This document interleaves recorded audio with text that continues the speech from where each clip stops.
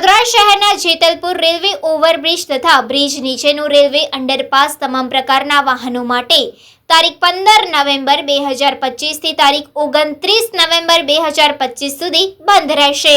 Mumbai Ahmedabad high speed rail project C5 પેકેજની civil વર્કની કામગીરી વડોદરા ખાતે ચાલી રહી છે। આ કામગીરીના ભાગરૂપે જેતલપુર રેલવે ઓવરબ્રિજ ઉપર ગટર લોન્ચિંગની કામગીરી કરવામાં આવનાર છે।